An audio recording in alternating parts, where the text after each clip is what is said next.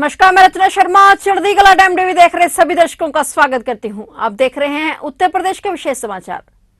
उत्तर प्रदेश के मुख्यमंत्री योगी आदित्यनाथ ने आज सोमवार को प्राइमरी स्कूल के बच्चों को अपने हाथ से भोजन परोसकर खिलाया। इसके साथ ही उन्होंने प्रदेश भर में स्कूल चलो अभियान का शुभारंभ किया। कोरोना की वजह 2 साल बाद एक बार फिर से इस अभियान की शुरुआत की गई है। यह अभियान 30 अप्रैल तक चलाया जाएगा। बच्चों को भोजन करवाते हुए सीएम योगी काफी खुश नजर आ रहे थे। इस दौरान प्रदेश के बेसिक शिक्षा मंत्री संदीप सिंह भी मौजूद रहे। इसके पहले स्कूल चलो अभियान के शुभारंभ के मौके पर सीएम योगी ने कहा कि शिक्षा की बुनियाद को मजबूत करने के लिए बेसिक शिक्षा को अच्छा बनाना अत्यंत आवश्यक है। उन्होंने जनप्रतिनिधियों और नागरिकों से स्कूल को गोद लेने का आह्वान किया। सीएम ने कहा कि हम और आप मिलकर शिक्षा व्यवस्था में सुधार करेंगे। शैक्षिक सुधार में शिक्षकों के साथ जनप्रतिनिधि और नागरिक भी अपना योगदान दें। उन्होंने सभी नवनिर्वाचित विधायकों से एक स्कूल गोद लेने का आह्वान किया। कहा कि अपने गोद लिए स्कूल में सभी बुनियादी सुविधाएं उपलब्ध करवाना सुनिश्चित करें। मुख्यमंत्री ने कहा कि वर्ष 2017 से पहले परिषदीय स्कूलों की हालत बहुत बुरी थी।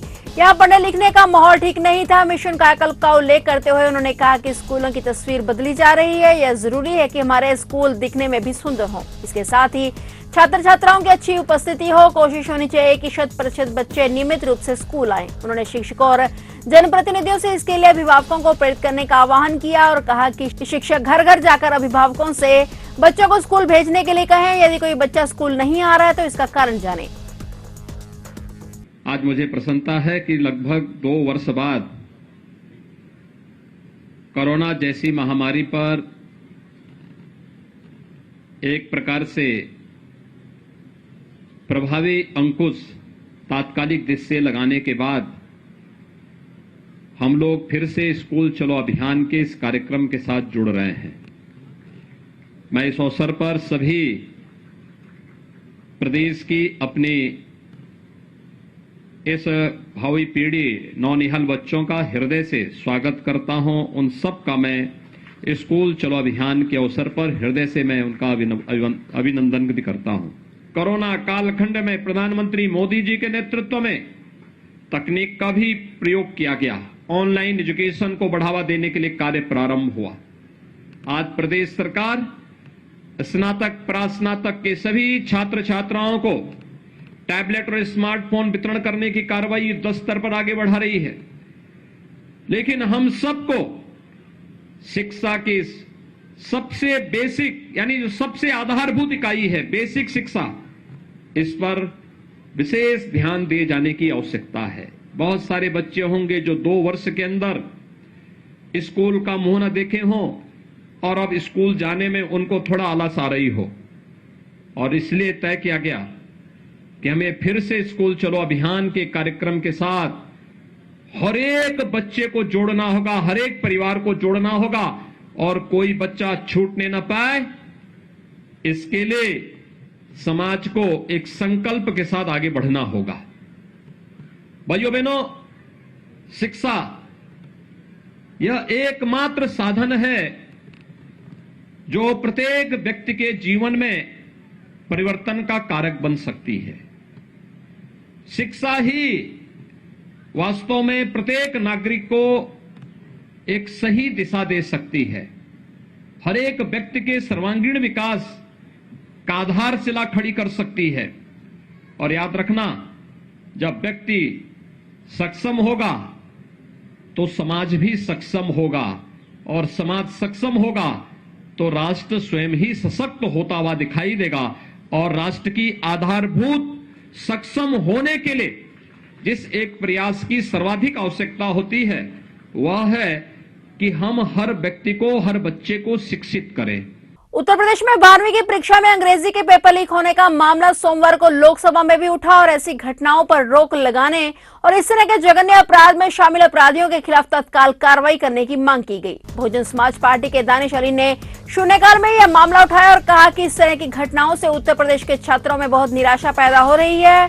प्रदेश में छात्रों और प्रतियोगी परीक्षाओं में शामिल होने वाले युवाओं के समक्ष बार बार पेपर लीक की घटनाएं होने से संकट पैदा हो गया है और युवा बहुत निराश हैं।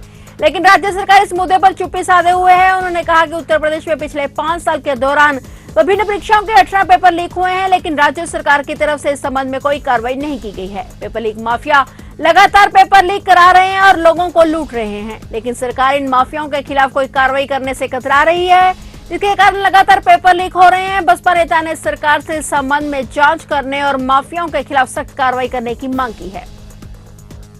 उत्तर प्रदेश में अप्रैल की शुरुआत से ही मौसम ने तेवर दिखाने शुरू कर दिए हैं। पहले 4 दिनों में ही दिन का तापमान 40 डिग्री सेल्सियस के पार पहुंच गया है। रविवार को दिन का तापमान 39.4 डिग्री सेल्सियस दर्ज हुआ, जो पहले हफ्ते का सबसे गर्म दिन था। वहीं सोमवार को तापमान 40 डिग्री सेल्सियस के पार चला गया।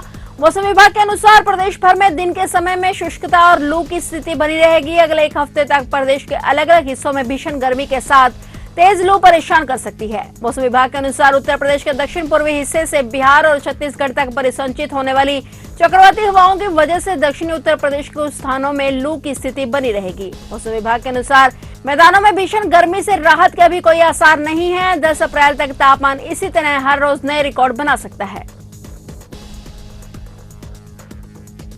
उत्तर प्रदेश के गोरखपुर स्थित प्रसिद्ध गोरखनाथ मंदिर में घुसने की नाकाम कोशिश के दौरान पीएससी के 2 जवानों पर धारदार हथियार से हमला करने वाले शख्स से यूपी एटीएस की पूछताछ जारी है। और उस घटना के बाद आरोपी के पिता मुनीर मुर्तजा ने बातचीत में दावा करते हुए बताया है कि मेरे बेटे अहमद मुर्तजा अब्बासी की मानसिक स्थिति ठीक नहीं है। 2017 से उसका इलाज चल रहा है। उन्होंने कहा कि बेटे के अवसाद में रहने के बाद उसने मंदिर में सुरक्षा कर्मियों पर हमले की बात कही। पूरे मामले की एटीएस जांच कर रही है और मुर्तजा से बयान लेने के बाद पुलिस अधिकारी उसके घर गए। उसके पिता मुनीर अहमद को भी हिरासत में लेकर पूछताछ कर रहे हैं। पुलिस की पूछताछ में पता चला है कि उसके पिता मुनीर अहमद भी इंजीनियर हैं और मुर्तजा के परिवार वालों का कहना है कि उसकी दिमागी हालत ठीक नहीं चल रही है। वह शनिवार देर शाम से ही घर से लापता था और वे लोग उसकी तलाश कर रहे थे। बता दें कि गोरखनाथ मंदिर के मुख्य द्वार पर रविवार देर शाम पीएससी की 20वीं बटालियन के 2 जवान गोपाल गौड़ और अनिल पासवान तैनात थे। और इस दौरान अहमद मुर्तजा अब्बासी हाथ में बैग लिए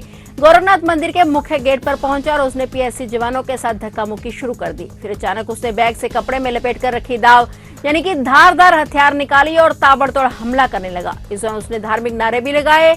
उसने दाव से हमला कर दोनों पीएससी जवानों को घायल कर दिया। गौरतलब है कि 4 फरवरी को एक के बाद एक 3 ट्वीट कर कई प्रमुख रेलवे स्टेशन, गोरखनाथ मंदिर और मुख्यमंत्री योगी आदित्यनाथ को बम से उड़ाने की धमकी मिली थी। उत्तर प्रदेश में सरकार बनने के साथ ही बीजेपी को अब 2024 की जंग दिखाई दे रही है। लिहाजा प्रदेश में गठित नई सरकार ने अब 2024 के चुनाव के मद्देनजर दलित एजेंडे को अपनी प्राथमिकता में शामिल कर लिया है। इस बार अंबेडकर जयंती के मौके पर 14 अप्रैल को प्रदेश के कई जिलों में बड़े पैमाने पर कार्यक्रम किए जाने की योजना तैयार करवाई जा रही है। मुख्यमंत्री योगी आदित्यनाथ के निर्देश देने के बाद लखनऊ, बरेली, आगरा, वाराणसी और गोरखपुर समेत कई शहरों में वृहद कार्यक्रम करवाए जाने की योजना बनाई जा रही है। संस्कृति विभाग की ओर से बाबा साहब की जयंती के मौके पर कई बड़े कार्यक्रम आयोजित किए जाएंगे। इसकी तैयारियां संस्कृति विभाग की ओर से शुरू कर दी गई हैं। इन कार्यक्रमों की शुरुआत 13 अप्रैल को लखनऊ के बाबा साहेब भीमराव अंबेडकर विश्वविद्यालय के सभागार में आयोजित कार्यक्रम से होगी। वैसे भी यूपी चुनाव के नतीजों ने बीजेपी के दलित वोटरों को लेकर आश्वस्त कर दिया है। शायद यही वजह है कि बीजेपी दलित वोटरों की लामबंदी को लेकर बेहद संजीदा नजर आ रही है। इसका असर योगी मंत्रिमंडल पर साफ तौर पर देखने को मिला। फिलहाल उत्तर प्रदेश के विशेष समाचारों में इतना ही और नए समाचारों के साथ फिर से हाजिर होंगे। तब तक के लिए देखते रहिए चढ़ती कला टाइम टीवी और मुझे दीजिए इजाजत। धन्यवाद।